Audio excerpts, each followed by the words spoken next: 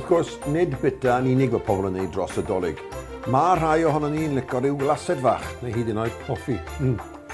Ond wrth edrych mlaen at dolyg Dudley ar y 45 o Rhagfyr, dyma i chi ryw syniad amddioed fach sbesial o'r archif. Ar ôl diwrnod caled o siopa, be well na diod o siocled poeth, gyda siocled iawn wrth gwrs.